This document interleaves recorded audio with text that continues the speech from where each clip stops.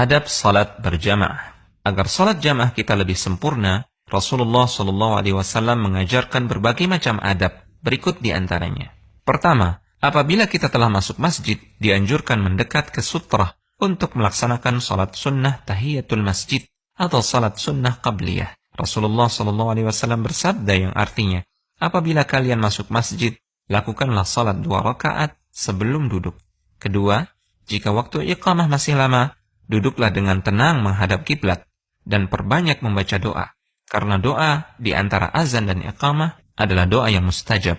Rasulullah SAW bersabda, doa di antara azan dan iqamah tidak ditolak. Ketiga, jika iqamah dikumandangkan sementara Anda sedang salat sunnah dan tidak memungkinkan untuk segera diselesaikan, maka batalkan salat sunnah dan bergabunglah di shaf untuk melaksanakan salat wajib. Rasulullah SAW bersabda, apabila iqamah telah dikumandangkan, maka tidak ada salat kecuali salat wajib. Keempat, pastikan semua yang mengganggu telah Anda singkirkan, karena kita dituntut untuk khusyuk ketika salat, di antaranya dengan mematikan bunyi HP. Nabi SAW bersabda yang artinya, sesungguhnya dalam salat itu sudah banyak kesibukan. Orang yang salat, dia disibukkan dengan merenungi bacaan-bacaan salat dan gerakan-gerakannya. Karena itu, jangan sampai kesibukan dalam salat tersebut ditambah lagi dengan kesibukan yang tidak bermanfaat. 5. Apabila Anda mendengar bunyi HP Anda, karena lupa mematikannya sebelum salat, maka segera mematikan HP tersebut, meskipun sedang melaksanakan salat. Dan gerakan semacam ini tidak membatalkan salat karena gerakan ini dibutuhkan. Al-Hafidh Ibnu Hajar mengatakan, dianjurkan menghilangkan segala yang mengganggu orang yang salat dengan cara apapun, agar dapat menjaga untuk selalu khusyuk.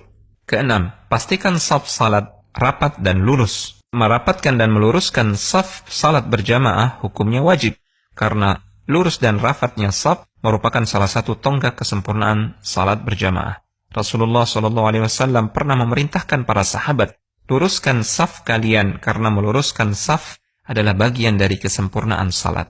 Beliau juga memerintahkan agar jamaah merapatkan shaf dan tidak meninggalkan celah dalam shaf, karena adanya celah akan ditempati oleh syaitan. Rasulullah SAW bersabda yang artinya, luruskan shaf, rapatkan pundak, dan tutup celah. Perlunak pundak kalian untuk saudara, dan jangan tinggalkan celah untuk syaitan.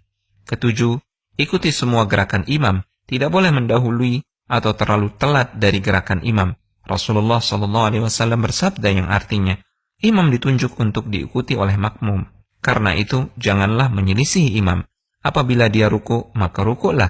Apabila dia i'tidal, ucapkanlah Rabbana walakal hamd.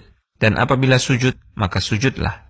Kedelapan, Rasulullah SAW memberikan ancaman keras bagi orang yang mendahului gerakan imam. Beliau bersabda yang artinya, tidak takutkah kalian ketika kalian mengangkat kepala atau bangkit sebelum imam, maka Allah akan menjadikan kepala tersebut seperti kepala keledai atau bentuknya seperti bentuk keledai.